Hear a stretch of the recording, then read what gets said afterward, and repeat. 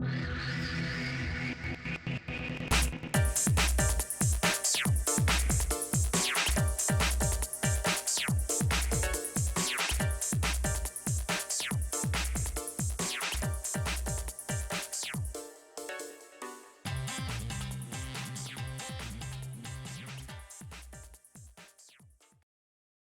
guys, welcome to the Real Chat Weekly, episode 7.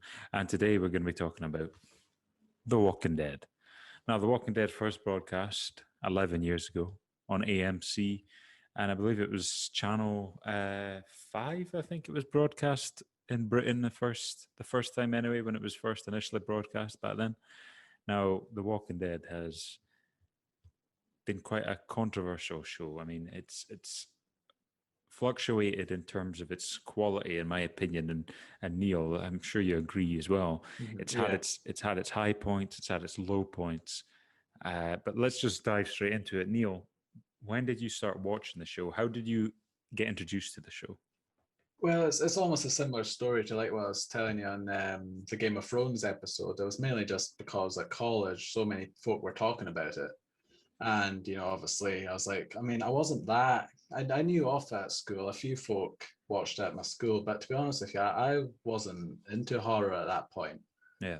And, I was kind of off put by like zombies, I was like, I go gore, I don't mind, but I was expected to be just jump scares and, just full on horror. But to be honest, I searched a couple of clips on YouTube and I was like, you know what, it actually looks quite good.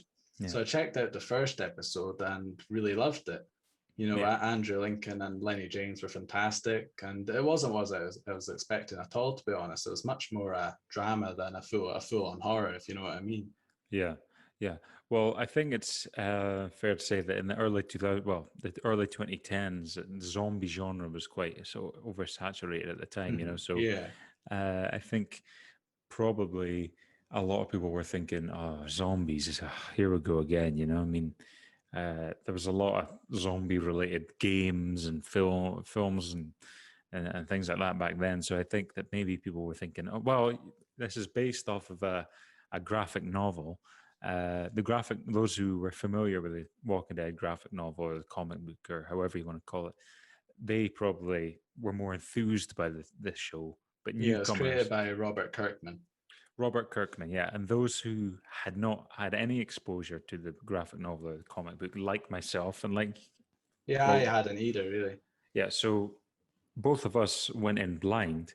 I'll just tell you quickly how I got introduced to the show. So basically, I remember when season 1 was being advertised, and I remember the build up to it being broadcast on television, but I never watched it when it was aired on television. What had happened was, I believe it was that Christmas, I got to the first season on Blu-ray, and I watched it, and the first episode, what a pilot episode that is. I mean, it opens obviously with the Rick Grimes waking up in hospital. He wakes up from his coma, and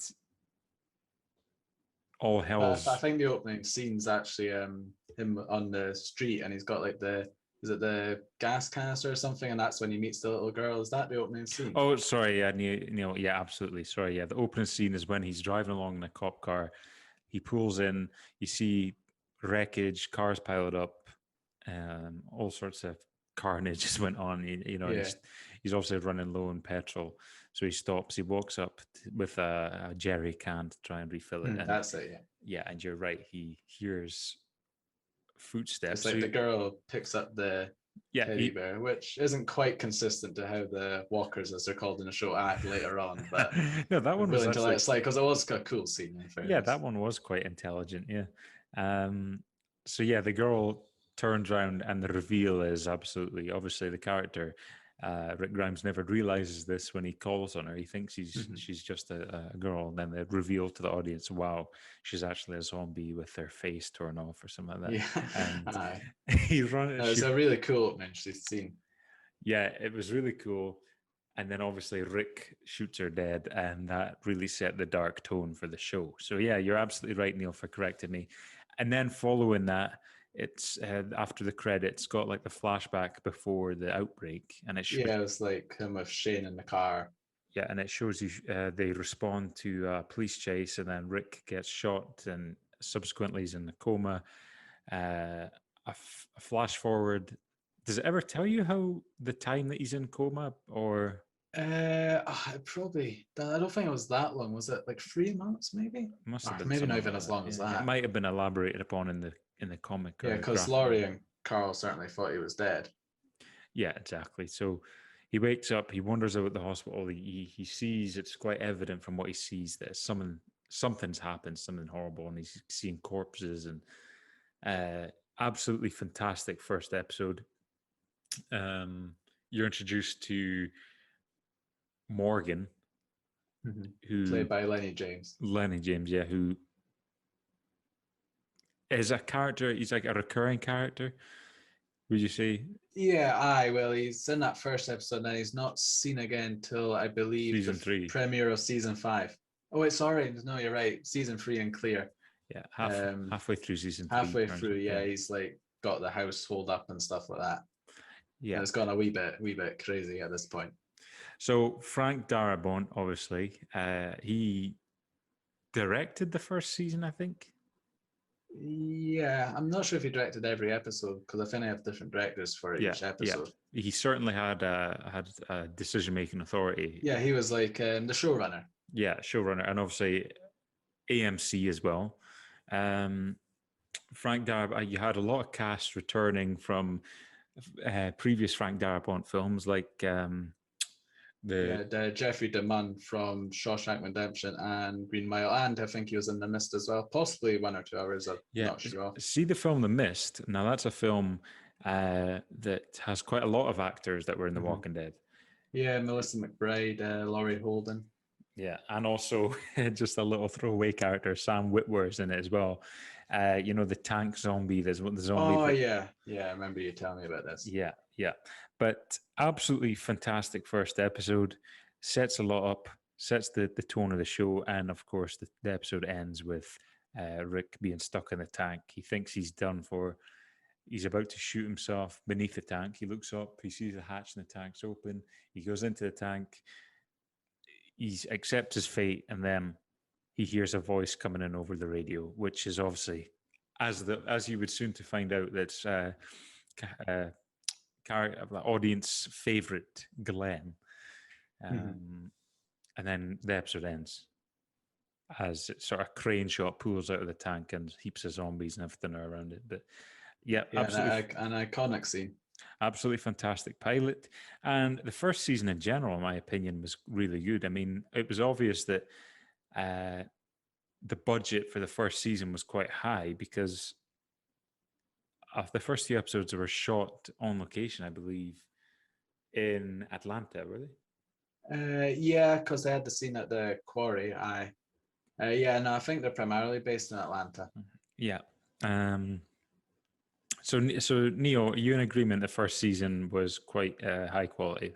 I'd say it was a very solid first season. You know, it handled the characters very well. At that point, it was a sort of core group, and you got to know all of them gradually over the course of first season. Only had 6 episodes, which is crazy to think now because I think the latest season has something like 20 odd. I think the first season only having 6 episodes had something to do with writer strike or something like that. I might be wrong about that. I thought it might have just been because AMC wasn't sure how the show would do because they weren't confident in zombies. It might be something like that. Yeah, about. Maybe just testing the water a wee bit. Yeah, exactly. Because if a lot of shows do that, sometimes you will find that they'll have a short first season until they start to find their feet. I think out of the first season, and I think most people agree with this, that the last episode is probably the weakest, the one in the CDC. Yeah, I suppose. Aye. It just because it's kind of slow and for a season final, I suppose. Yeah. Although it does provide a lot of sort of exposition to like the zombies. I mean, I really like the ending. With them escaping and and I think character's name was Jackie, and was it Dr. Jenner? Was that it? Yeah, Edwin sort of Jenner. sacrificed themselves. I think it's Edwin Jenner or something like that. Yeah, Edwin Jenner. That's it. Yeah. Yeah, because initially, when the group obviously arrives at the CDC and they get down into this subterranean bunker, they obviously think, "All right, well, we've found our sanctuary now." But Yeah. naturally, as is quite realistic, a place like that needs to run on power, and the power is obviously running low. So they realize that Aye. when the power runs out, the facility is going to self-destruct. So that's the reasoning for them having to get out of there. Um, and No, I it actually, was a good episode. I think it was just because it was a season final, as I say. I think it was a needed episode because it sort of explains the Walkers a bit more to the characters, so they get a wee bit more understanding of what's happening. yeah. So season one is fairly decent. I think we both agree on that, and I'm sure a lot of Yeah. people out listening, viewing this will agree who've seen the show. Uh, Interestingly enough, I don't know if you know this, Neil. We might have discussed this previously, but on the season two Blu-ray special features, there was actually a deleted scene from the first episode of that season, which showed you the group still in Atlanta trying to escape, and they actually went back to. The Uh, Was it Vatos? yeah, they went back to Was the it Vatos. Shane? Yeah, Yeah, I remember seeing that clip. Yeah. so they went back to this group of survivors that they encountered in the first season that were sort of protecting old and vulnerable Yeah, people. old and vulnerable people, yeah. But in this deleted scene, you see that they've been overrun and something's happened. They've had to get out of there. But for whatever reason, I guess for pacing issues, they cut that. And then we just open, I believe the second season opens when they're just on the freeway or the motorway or Yeah, whatever. the first episode of season 2 was really good, actually. Yeah, it Yeah, was that was because, a really, it was, even though it was on the road and in the RV, like so much was I think it was an extended episode as well, maybe an hour long. it was about, I actually think it was longer than that. I think it Oh, was possibly, yeah. maybe an hour and 10 minutes. But you've got the scene, obviously, where they're driving along the motorway and it's congested, so they have to stop. Mhm. And then Rick's on the roof looking through his binoculars, and then he looks back and he sees this massive horde of zombies coming towards them, right? Yeah. And then that sets up the group getting separated from Sophia. I spent a half a season looking for her. Now, Sophia's obviously like a young, would you say, 11 or 12-year-old girl uh, who is maybe she's even younger than that. She's the daughter of Carol, who, Carol, Carol and Eld Peltier. yeah, and I would say Carol is probably a character with the most significant character development in the show, I would say.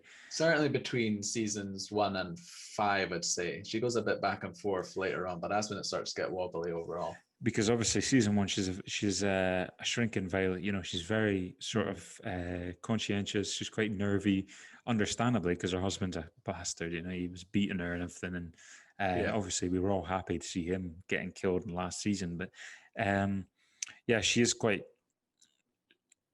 quiet and quite reserved and quite shaky in that. But obviously, her daughter sees some of the zombies.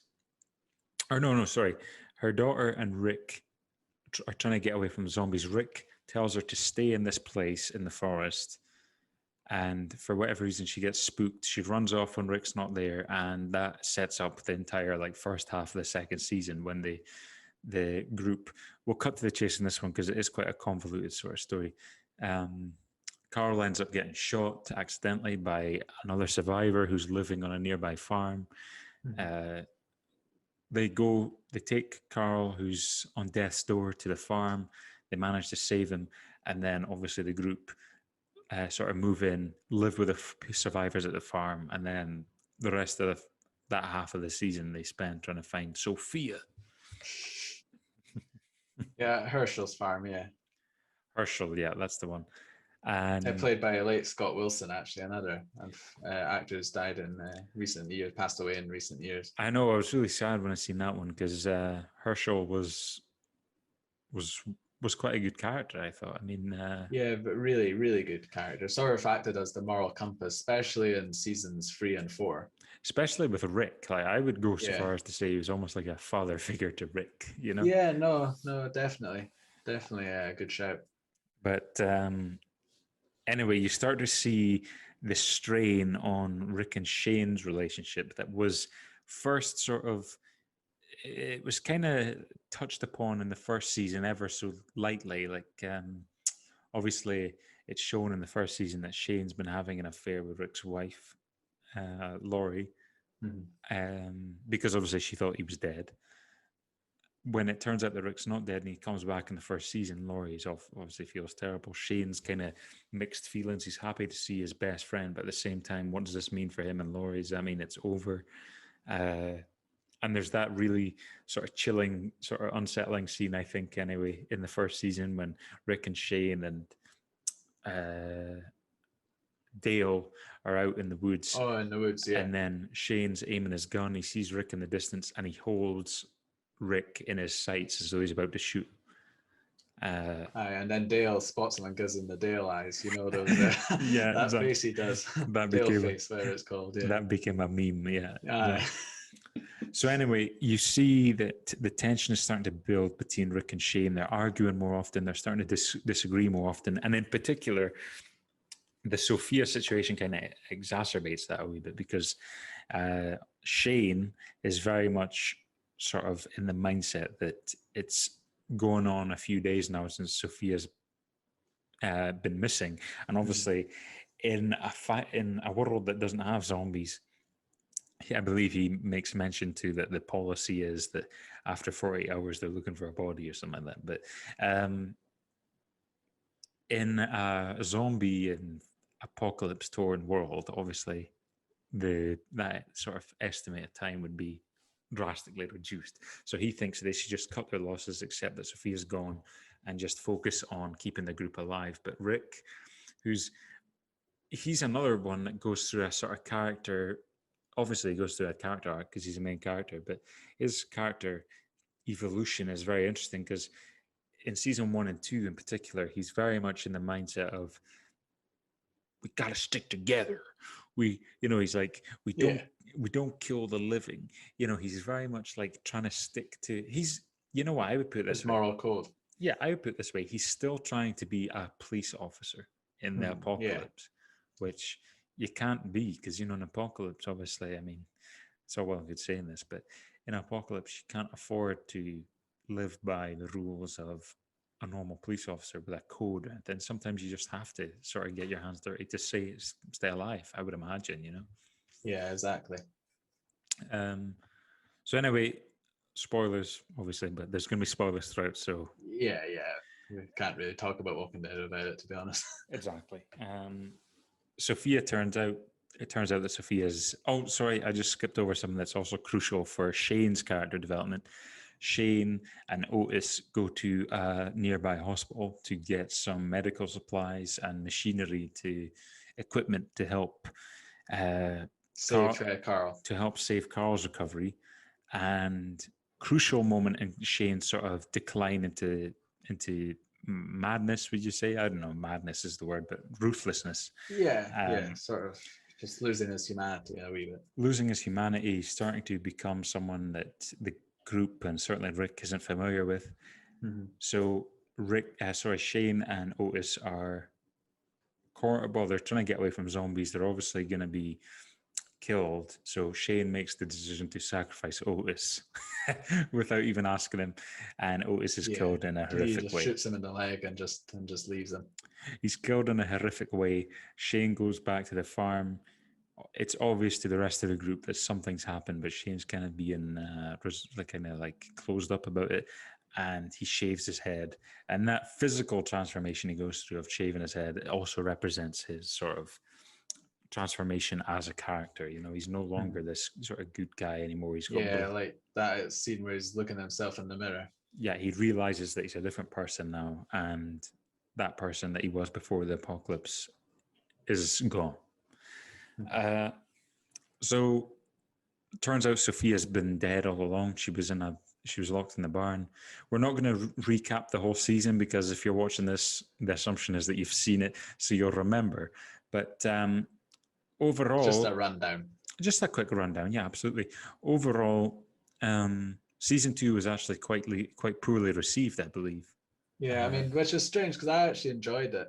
To be honest with you, I just enjoyed the character moments. I mean, I had John Bernthal as Shane was just fantastic in that season, even though you start to get annoyed with the character by the end because he's always at odds with Rick, and obviously you're kind of backing Rick because he's the protagonist. And then, you know, even characters like Daryl, played by Norman Reedus, who was sort of like a redneck with his brother Merle when you first meet him, but then gradually goes close to Carol, tries to find her daughter. You know, he's got a good character development over the course of the season as well. Yeah, and I think you might agree with this as well, Neil, that as season 2 goes on, and although it's obvious that Rick and Shane are going to butt heads and it's all going to culminate in something violent, you're still, right up until the last moment, you're hoping that they can mend their bridges and get on, but you just know it's never going to happen. Because there's that season 18 Miles Out, or I think it's called something like that. Yeah, really. 18 Miles Out, yeah. That's one of my favorite episodes from that season because Shane and Rick, it all comes to a head. They fight. Shane almost, well, if he doesn't kill him anyway, he almost mortally wounds Rick when he tries to throw a massive wrench at him. Oh yeah, it smashes the window, then all the zombies come out. Yeah. Shane is stranded. Rick considers leaving him, but then he decides, no, I'm going to go back for my friend and save him. And at the end of the episode, Rick, for some reason, gets it into his head that it's all going to be rosy and dandy from this point on, but of course it's not. The season ends with, obviously, Rick killing Shane and the farm getting overrun, and our group of survivors obviously have to find a new sanctuary, which I thought rounded off season 2 fairly well. Like we say, season 2 suffered a bit because behind the scenes, behind the camera, Frank Darabont was having a dispute with AMC. AMC were wanting to tighten the belt and wanting to make the show for as little money as possible by the sounds of things. They had drastically, as far as I understand, this is all information that's available on the net, by the way. As far as I understand, the budget for the show was drastically decreased from the first season to the second season, and that's why the majority of the second season takes place in the one location, because it's always cheaper to film in one location than several, you know. And also there were some of the actors in the show that were good friends with Frank Darabont, and because of the way he was being treated by AMC, they didn't want any part of the show, like Jeffrey DeMunn, his character Dale probably would have survived for a bit longer, but because he just wanted off the show, they just killed him off. I think he actually regretted that decision and tried to get back on after his character was already dead. So and it's a bit late. Yeah, and then they thought, wait a minute, he was disemboweled and he was shot in the head. How can we get him back? I know, it's a bit late, Jeffrey. Never mind. It's a shame because he was actually a good character as well. So obviously there was all this turmoil going on, which is a shame. And I was sorry to see Frank Darabont go, because that kind of sparked the descent in my eyes, you know, sort of. Yeah, it took a few years, but certainly did. I mean, I always wonder what the show would have been if Darabont had stayed on. You know, how good it could have been. Yeah, because in my opinion, I know. Sorry for those who aren't familiar with Frank Darabont, he directed The Shawshank Redemption. He directed Green Mile as well. Green Mile, The Mist, among a few others. He was quite famous for adapting Stephen King novels. Yeah. So anyway, we move on to season 3. Season 3, obviously, the massive set piece is the prison. The group stumble upon a prison, and then they realize, wait a minute, a prison has fortified walls, it's got locked cells, and it could be perfect sanctuary for us. And it also introduces the new antagonist, the governor, played by David Morrissey. Played very well by David Morrissey. Another English actor as well in the show. Yeah, exactly. And he does a convincing sort of southern accent as well. Yeah, very good. Now, Neil, we won't do a massive recap of season 3 because there it is. I think it's almost twice as long as in terms of episode length as season 2 had 13, season 3 had 16, and then that was kind of the norm up until season 10, I think. Okay, fair enough. Well, we won't do an episode recap. We'll just cover on the sort of the key moments that happen. So the group take the prison. Key characters from the first 2 seasons like T-Dog and Laurie is a big one. Laurie, Rick's wife, they die. So there's a few character deaths that happen very early on that were Yeah. quite shocking, to be honest. I was only episode 4. Laurie, of course, Maggie had to perform a C-section on Laurie, so Yeah, that was quite Rick's disturbing. baby which baby was born. Although in retrospect, it's actually Shane's. Yeah, which would soon be explored in later seasons. But yeah, so it introduces the new character of Rick's infant daughter, but it also kills Laurie and T-Dog. So it becomes clear at this point, right? The the job security on The Walking Dead isn't good, and it's not as good as well. We thought Game of Thrones was bad for killing off characters. Wait until you watch The Walking Dead. Yeah. And like I say, Governor and Michonne's Woodbury. introduced. Yeah, Woodbury's introduced as well. So it quickly turns out that, well, initially, obviously, you think the governor is good, but it quickly turns out that no, he's absolutely batshit fucking crazy, right? So they have just been trying to lure people in just for their manpower and equipment, I assume, yeah? Yeah, just to sort of build a community, basically. Yeah, because he, the sort of scene that makes that obvious is he stumbles across, or he seeks out like a group of soldiers who have been surviving, and he initially approaches them as if he's friendly, and then they get ambushed and he kills them all, and then they take their equipment, right? Yeah, and of course Daryl's brother Merle, played by Michael Rooker, is also the governor's right hand man, which is quite an interesting turn of events. Merle, who we last seen handcuffed to a rooftop in season 1, and obviously that's another thing that I should have mentioned for season 1. It was so good because it left a lot of unanswered questions. At the time, remember, you have to put yourself back to the time when the show was broadcast. There was so many questions left unanswered. For example, what happened to Merle? Obviously, we know he cut his hand off, but where did he go? And there was a scene in the first season when Rick sees the reflection of a helicopter in a skyscraper, and you wonder, well, where's that helicopter going? What does it belong to? Blah, blah, blah, blah, blah. But yeah, back to season 3, Michonne is introduced, the character Michonne. Yeah, played by Danai Gurira, who a few people might know from the Black Panther films, or Marvel films, rather. Yeah, so she's a samurai sword wielding zombie sort of. She leads these zombies about on chains. And they have like their limbs cut off and their jaws cut off, so they're sort of like useless pretty much. But they won't attack her. Sort of keeps away the other walkers. Yeah. So season 3 goes on.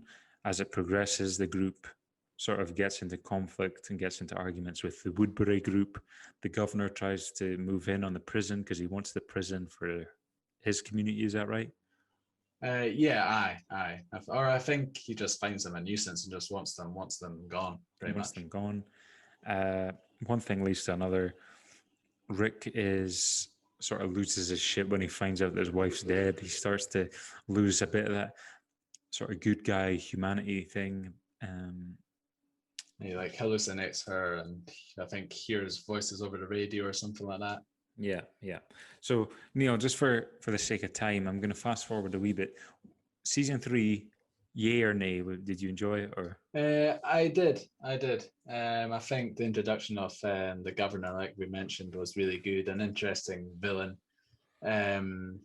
But it's not the best season, to be honest. But it's still solid enough and has enough good episodes there to keep your interest. Yeah, I think if it wasn't for the governor and his sort of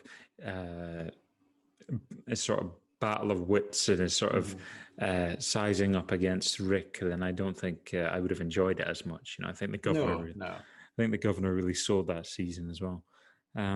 So season 4, the first half of season 4, there's an outbreak. There's a virus at the prison because obviously they don't have like the same medical supplies and whatnot as we do. Yeah, so there's a large amount of survivors now staying at the prison because obviously our core group from the first series, those who are still alive, have managed to establish something of a life at the prison. and Rick's sort of going into farmer mode. He's put his weapons down. They took in a lot of people from Woodbury and there other survivors as well, which they weren't doing before. Exactly. So we'll just say, for argument's sake, there's well over 50 people, I would say, at the prison now. Yeah, it sort of grows. So quite a sizable community. And we think it's all well and good, but of course, in a show like this, as dark as this, as depressing as this, it's never going to be as good as that. So a virus starts, there's an outbreak, people start dying and turning into zombies. The zombies then start killing people in the prison, and all of a sudden our survivor number starts going down. The governor comes back. It's sort of he has 2 solo episodes. Yeah, it's shown where the governor's been all this time. He comes back. He's got a tank. The tank attacks the prison. We've also got some major character deaths in this season as well. Herschel. Yeah. The governor obviously dies. Who else? Does anyone else die? Some of the side characters. Yeah, some side characters. Like there wasn't that many major ones really in season 4 that I recall. No, certainly not from the main group. Then fast forward season 4, we've also got the second half of season 4, the big sort of MacGuffin moving the plot along with that one is the Terminus storyline. And I don't know about you, Neil, but I was really disappointed with the Terminus plot. Yeah, that's one of my main gripes with it, just because they built it up throughout season 4, especially the back half, and then it's just in season 5 it's over within 3 episodes. It's just very anticlimactic, and they're interesting villains as well. Yeah, so the group is all obviously at the mid-season finale. The groups split up, and into smaller groups, into subgroups. They're all sort of separated, and they all keep on seeing these signs pointing to this apparent sanctuary, solitude, safety place, Terminus. So they're all following the tracks to find this Terminus, and it all culminates in them finding out that, it all sort of leads to them finding out that the Terminus group are actually cannibals. Not people that you want to be with in a zombie apocalypse. No. So it turns out that they're absolutely fucking crazy as well. And the group just sort of, they battle with the group, don't they? Our survivor. Yeah, there's a big sort of shout, and this is into season 5, because at the end of season 4, they're sort of trapped, and it's like a really cool sequence. It's almost like a mouse trap. Yeah. Where they're sort of cornered into these box cars. Yeah. And then opening of season 5 is pretty graphic, where they're all at the trough, and then they're getting their throats slit one by one. Luckily, before it gets to the main group, it's interrupted by Carol. Yeah. So I think this might be controversial of me to say, but I think season 5 is the starting point for the decline of the show. I think so, yeah. Because it was at this point that it seemed as though the showrunners or whoever was making these decisions were putting more of an emphasis on blood, gore, shock value rather than the characters.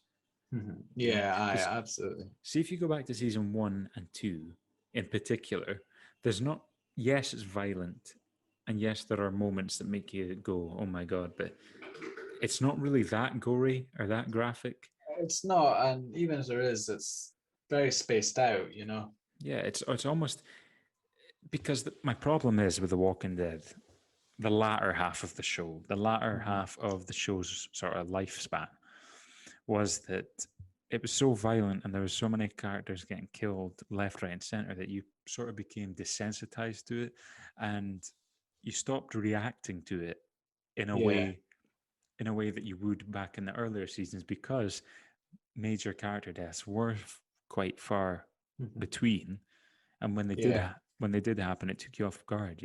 Yeah, and there was around this point as well that they started doing these awful filler episodes that just don't enhance the plot at all. Oh yeah, like that awful episode with what was Maggie's sister called? Beth in Slabtown. Yeah, well, the Slabtown one was all right, but that episode with Beth and Daryl when that's in season 4 still.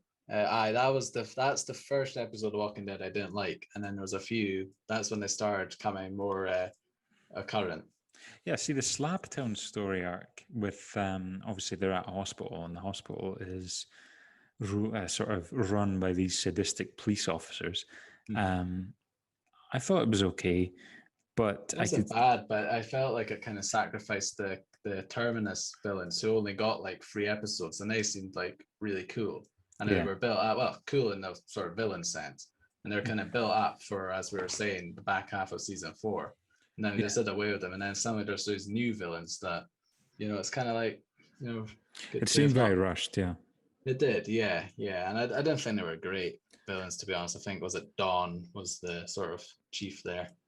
yeah, and what was it? Gareth, was it not? Gareth was Gareth the was the Terminus leader. yeah. Sorry, yeah, yeah. For the Slabtown story we're talking about, yeah, Yeah. yeah. So the cracks start to show a wee bit, and in my opinion, the show was starting to go downhill from this point, and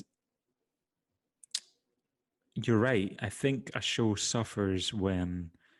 Now, this is a debate for a separate episode, but Mm-hmm. you could argue that there's pros and cons for a season being, say, 16 to 18 episodes long compared to being 10 episodes long. Yeah. Because Neil, I want to hear what you have to say about this, but I think I would rather get a season of 10 really good episodes rather than a season of 16 episodes and only maybe 10 of those are good and 6 of those are just filler crap. I would rather get 10 really good episodes. Yeah, no, I 100% agree. I don't get the point of filler episodes. It just shows that you've got too many. If you're having filler episodes, you obviously have too many episodes, Yeah. and you've not thought things out. They don't do anything. No one likes them. So I've never really understood this like concept. I think Walking Dead would be much better if at least, or at the most, 10 episodes a season. Between 10 and 12 I think would be okay, but Yeah, like season 2 at 13 I think was enough. yeah, certainly 16 onwards is pushing it a wee bit in my opinion. Yeah. And I guess it depends on the runtime of the show, but Mhm. that's just my opinion. So season 5 comes to a close with Yeah. Well, also season 5, another reason why I think I started going downhill was when they introduced this new community, Alexandria. They're introducing so many more characters. Then that expands in the next season, and suddenly you have a cast full of 20 odd something actors. Yeah. So characters are getting like forgotten about for episodes that end and suddenly appear. They will maybe get killed off if they're not useful anymore, and it's just got too much. Yeah, and you've just hit the nail on the head right there. For the reason the first few seasons work so well is because it's following this intimate group of survivors, and you're getting to know each of the characters. You're starting to like and dislike some of them. Mm-hmm. Whereas, like you say, by the end of season 5, they're introducing one community after another. They're introducing tens of different characters. Yeah. And it gets to the point of the show is following and it's cutting between at least 15 to 20 different characters, I would say. Yeah, and then like season 7, I think I had up to 4 or 5 different communities as well. Exactly. So, I mean, obviously I know it's following the comic, but sometimes I just don't think it all comes across as well on TV. Well, the thing is, you have to think what's going to translate well onto the screen. And that's why adapting a book or adapting a comic book or adapting anything for the screen is quite difficult because of pacing issues and because, maybe what would take 3 or 4 pages to describe in a book could be shown in a couple of frames on a screen, So it really is quite difficult to adapt. So I don't envy their job, to be honest. It probably would be quite tricky to try and get all these characters that the fans will be looking for into the show. Yeah. But in my opinion, this is a good place to end the show in your mind if you don't like anything that follows. So when the group arrives at Alexandria, you could just tune out of the show and say, you know what, that's where The Walking Dead ends for me. The the group have found this sanctuary. They're going to be fine, and you can just make up what happens after that. If you want to do that, then I think that's a good way of sort of putting the rest of the show out of your mind. Because honestly, in my opinion, again, I cannot stress this enough, from season 5, although season 6 did have its pluses and its advantages. Well, my favorite ever episode is actually, funnily enough, in season 6. All right, well, you can tell us about that in a minute, Neil, because I'm of course. interested to hear about it, because I can't really remember. So yeah, you could probably end the show here and it would be fine. But as we'll see, the show continues for another 5 or 6 seasons, doesn't it? Mm-hmm. Yeah. I think season, is it on season 10 now? Season 11 is the last one. I think it must be on season 10. Yeah. So Neil, tell us. Season 6 opens with Alexandria. Obviously, tell us about your favorite episode. Well, yeah, I mean, the first part of season 6 followed this group, sort of the Wolves. So again, it's another example of just introducing villains and sort of teasing them through the back half of season 5. Then they're in the first few episodes of season 6, and then they're all just killed off, and pretty much, it's basically, what was the point of that? And then midway through season 6, Alexandria, of course, as you could kind of tell, ends up being overrun by the zombies.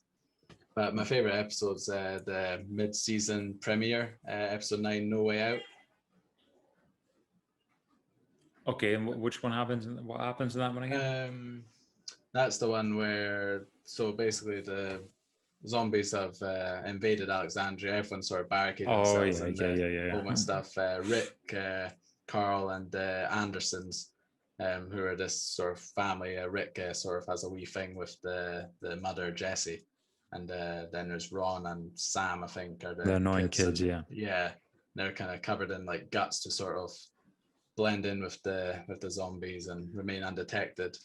And then obviously, it all goes wrong as you'd expect. I think Sam panics, and basically the zombies catch on. They eat him. The Jessie freaks out. She gets killed. I think Rick has to like hack off her hand because she's holding on to Carl. Yeah, and it's just a sequence of events, and then obviously Ron, who's already got a bit of beef with Rick because Rick in the last season killed his dad. His dad was like a wife beater, I think, and basically just not a nice person at all. And then obviously he tries to shoot Rick, but I think it accidentally hits Carl in the eye. Yeah. And obviously you think Carl might be dead, and then Rick has to take Carl into the church, or not the church, sorry, the doctor's surgery. Yeah, and that was the famous the famous scene from the graphic novel. Yeah, very, very sort of famous scene. It's just a great sequence. When Rick's love interest is, she won't let go of. Who is it? She won't let go of Carl's hand, because they're all sort of like holding hands like a chain almost. Yeah, so she won't let go of his hand because she's like been swarmed by zombies. She's getting eaten, but she's clasped onto Carl. But to save Carl, quite a disturbing scene. Rick like hacks her hand off with a machete or axe? A hatchet. A hatchet. That's it. Yeah. So yeah, season 6 definitely has its high moments, but it also is the season that starts to introduce the saviors led by Negan, played by Jeffrey Dean Morgan. Yeah, but he's not introduced in that season, is he? He is in the final episode. Remember the cliffhanger? Is that season 6? That's the last episode of season 6. It's quite easy to sort of blend out into season 7 because it sort of feels like a separate episode. The end of the season 6. I actually see a lot of people hated that episode. I actually thought the episode was brilliant throughout. Like, it was so tense, and it introduces you to Stephen Ogg's character Simon. He was really good. I think he was very underused though, because he sort of stole every scene he was in. Yeah, Stephen Ogg's a fantastic actor. Obviously Trevor from Game of Thrones, Grand Theft Auto. Yeah, Trevor. He's known for swearing all the time in Grand Theft Auto. Because season 6 and season 7 kind of mesh into one for me. I cannot really distinguish them. What season is it which starts off with a quarry? Remember with the quarry and the zombies? That was season 6. Oh, was it? Yeah. I think like they're trying to like lead the walkers away from Alexandria. Yeah. Obviously, it doesn't go very well. And also, season 6 is the one with Glenn in the dumpster. Yeah. Oh yeah. No, we need to talk about that because I was going to say that's a dumpster fire if you pardon the pun. Yeah. Yeah. So that's when the Yeah. show started to jump the shark a wee bit. Yeah, no, that was honestly that I actually thought I was actually hoping he was dead, even though he was a good character, because I thought that was just such a great death, Yeah. if you know what I mean, just out of nowhere, just almost realistic in a sense. Mm-hmm. And then, but what made it worse was obviously this is major spoilers, but in the season 7 premiere, he gets his head bashed in by Negan, and there's no real build up to that. Like after the dumpster thing, he's not really got anything to do. He's obviously having a baby with Maggie, but even then, like I was saying before, there's so many characters that he's almost pushed to the background. Yeah. I don't think he gets a proper send off for one of the early characters. Yeah, because he was in it for as long as Rick was. At that point, yeah. And that was when the show started to pull the old got you. It was like Yeah, 1 minute it's showing you this, then that's a red herring. That's not actually what happened. Then it's doing this. It's I didn't like that because it felt cheap. Like it did. Yeah, that's the perfect word to describe it. It felt as though the show was it was emotionally trying to manipulate the audience. Like 1 minute it's trying to say, okay, so Glenn's dead. They remove the actor's name from the opening credits, so you think, okay, he's gone. And then a few episodes later, you realize, oh no, wait, he actually managed to slide under. Somehow he managed to reduce himself in size and weight, and slide like a snake underneath a massive, sort of like a bin. It was like a dumpster, A yeah. dumpster bin, yeah. And then you realize as an audience, oh wait, he's alive. Oh, he's safe. And then let's say a few episodes later, he's getting his head bashed in by Negan. Yeah, and obviously that was the season 6 cliffhanger, so you didn't actually see who Negan killed, and that was like I'm still baffled as to why, because obviously 2 characters die: Abraham, played by Michael Cudlitz, and obviously Glenn. Yeah, and I would have just it made sense for it to have been Abraham in the season finale. You see that, so then the audience think, oh well, he's the one who died. That's obviously sad, but then like to do both in the season premiere, and it kind of takes away from Abraham's death in a way by killing Glenn straight after, because no one really remembers Abraham now because of that. That would have been so much better. Like you said, that would have been so good if they ended that season. It's just cheap. Exactly. If they ended that season by Abraham getting killed, the audience thinks, all right, okay, he's the one that's killed. The rest of the group's safe. And then boom, the first episode of the next season ends with Glenn getting. I mean, and they even did like a flash forward as well. So, people would think that Rick's grieving over Abraham's death when he's with like Negan in the RV. Yeah. And then it would have been a great sort of reveal for it to have been Glenn as well. But not obviously they're not as smart as I am. Yes, indeed. They should FX or whoever the showrunners are now should get you involved, Neil. Get you on the right. But yeah, absolutely. So Glenn, one of the key characters from the original group, is killed off, and our ever dwindling number of original cast characters are starting to go. And obviously, it's really dropping down. And obviously, another character that they always pull the same old story is, I think the most ludicrous character death in the show is Carl. Yeah, that's season 8, yeah. So season 8, Rick's son Carl gets killed because he gets bitten by a zombie, and that just seals his fate. But he trips over a log, basically. He survived getting shot in the eye, shot in the stomach and like everything else, and then trips over a log. Yeah. So, which is ridiculous because the entire show, from the first scene almost, it's been implied that Rick and his sole purpose in life now in the apocalypse is to look after his son, well, his wife, but then obviously his wife died. I mean, in season 4, if you remember, he bit that Claimer Joe's guy's throat out to save him at one point, Exactly. And then if the show was being realistic, I don't see Rick continuing on with himself if Carl dies.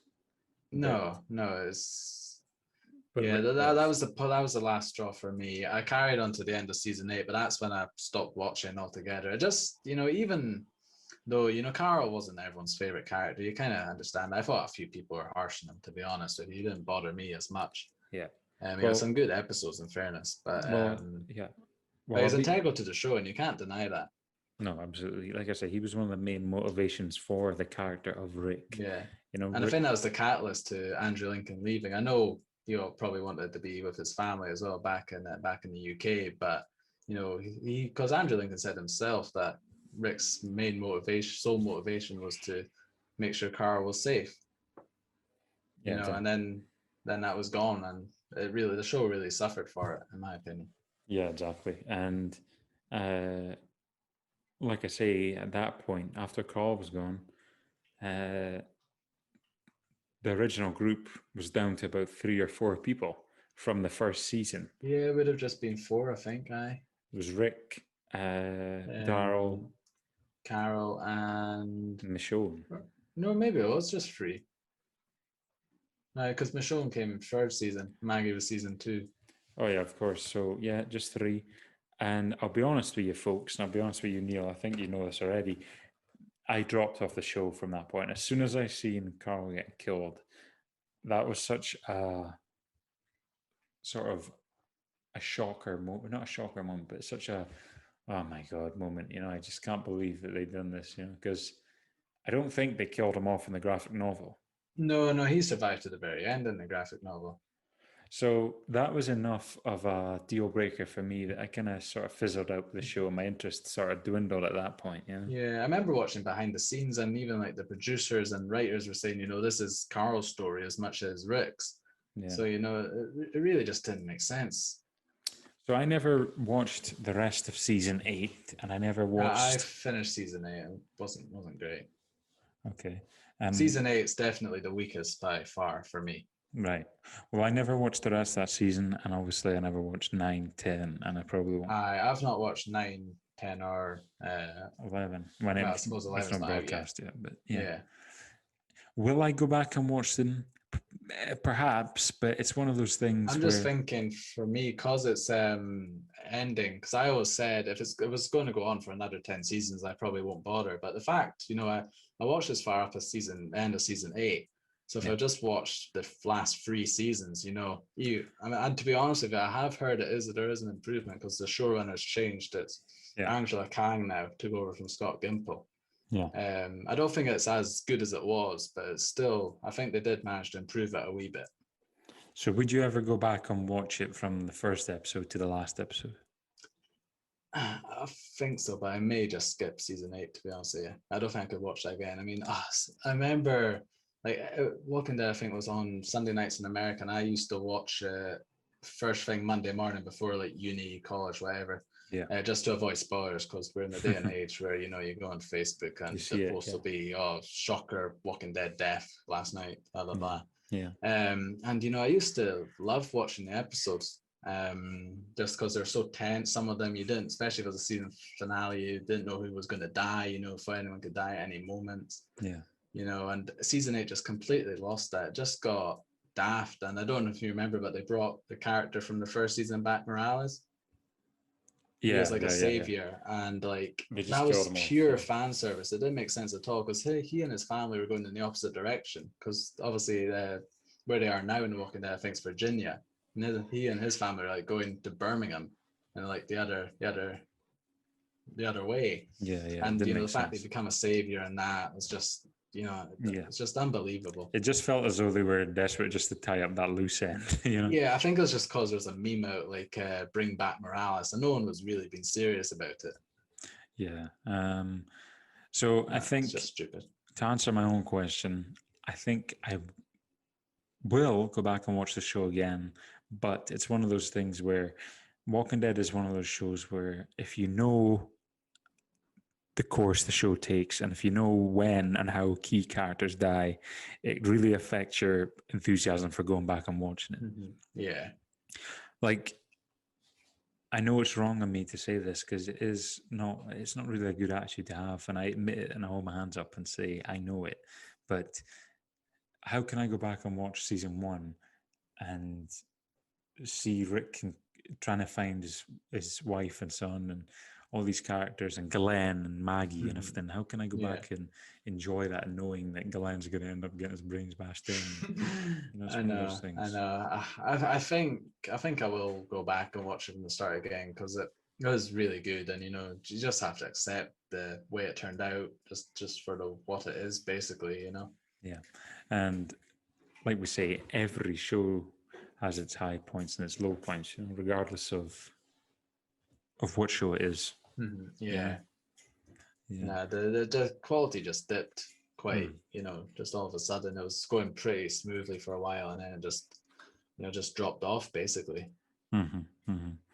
And I don't know if it's come back. I don't know if the viewership is high or not, or if the ratings are good. But the I don't ratings, think it was as it is, but it's still definitely got a fan base. yeah, But the viewers have certainly dropped off. I think a lot did after Glenn's death, actually.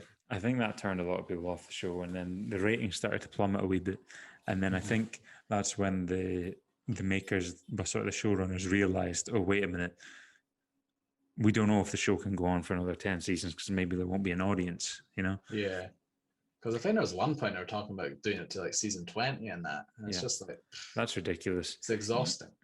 You need an end point. You need a start, Yeah. a middle, and a finish. You can't go on. Exactly. You cannot go on indefinitely. And this is something me and you have spoken about, Neil.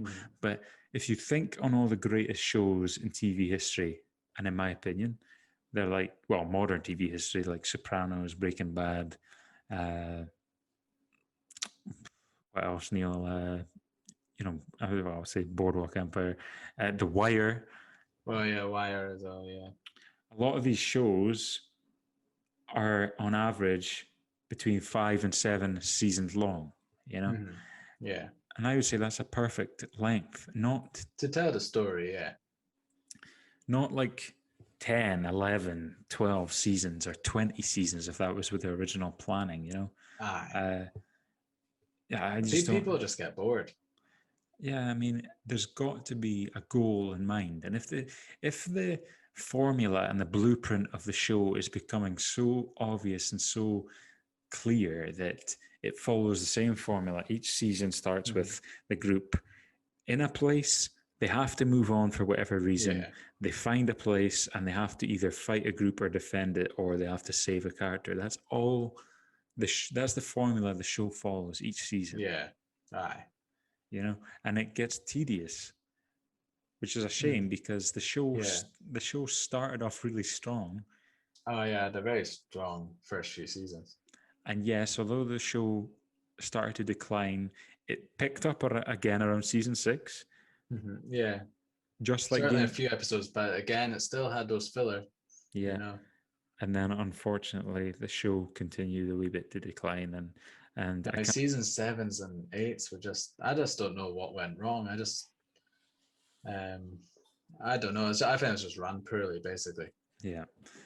Although it has been announced recently that Andrew Lincoln's coming back for I think film. He's got like 3 movie contracts, is it? 3 movies, yes. It'll be interesting to see what they do with that. Because obviously his character, the last time you see his character on the show is. I mean, obviously the Walking Dead universe is huge now because it's expanded into Fear the Walking Dead, and then there's also this like World Beyond thing that I don't think they're too well from what I'm hearing. What is that anyway? I'm not even sure what that is. I think it's like I've seen a few clips. I think it's like a group of. I think it ties into the main show slightly with a sort of weird group that's there. And it's mainly like follows a group of kids, basically. So it's kind of like Walking Dead for I suppose the teens, but the teen audience watch it anyway. That's an interesting. So I don't really get the point of it. That's an interesting point that you just raised, and you just reminded me of it. Thank you. That when The Walking Dead started to decline, I actually started watching Fear the Walking Dead, and that was actually showing some promise because it had Cliff Curtis, New Zealand-born actor. Oh yeah, Cliff Curtis, very good. he was really good. And then there was a British actor, a young guy, I can't remember his name, but he was really good as well. Oh, is it Frank Delane? Is it Stephen Delane's son? Yeah, that's it. Yeah, Maybe, yeah. I think so. He plays this like sort of drug addict in the first season, and Yeah, um, and obviously the first Fear the Walking Dead is obviously takes place right at the start of the outbreak, right? And the reason I loved the first season so much was because it's set in LA, a massively populated um, city, and you see the city descend into anarchy and chaos following the outbreak, right? yeah, So I thought that the first season of Fear the Walking Dead was amazing. The second season was good, but Fear the Walking Dead does exactly the same problem. It has exactly the same problem that The Walking Dead has. By the third season, there's only maybe, or the end of the third season, there's only maybe one or two of the original group from the first season. yeah, Spoilers, but Cliff Curtis dies at the start of season 3, I believe. yeah. In the helicopter, I think you're right. And either the end of season 3 or the start of season 4, the young guy, the drug addict character from the first season, he dies as well. Mm-hmm. So it's like all these characters that you've started to love and you've come to root for, they're all start dying, and you're introducing these new characters that you don't give a shit about. Yeah, and I think did they not like do a massive time jump so it's actually in line with where The Walking Dead is time wise, Yeah, and like so that then I was like, kind of what the point then? It's more just a companion show now rather than a prequel. yeah, so Fear the Walking Dead was, I just stopped watching that, to be honest. Which Yeah, is, I watched one and a half season and just couldn't get into it really. and it's a pity because I think a lot of these actors maybe sign on to some of these shows initially, and then as the show goes on and on and on, it ties them up and stops them from working on other projects. Yeah. And they probably want out of it, you know. Um, Yeah. but yeah, so The Walking Dead started off fantastically, and as time went on, it sort of declined in quality, in my opinion. And I think a lot of fans out there suffered. Well, a lot of TV viewers out there suffered from show fatigue with The Walking Dead, Yeah, and definitely. there was a time when The Walking Dead was this massive sort of, it was this massive IP. You know, it had games, it had books, it had merchandise.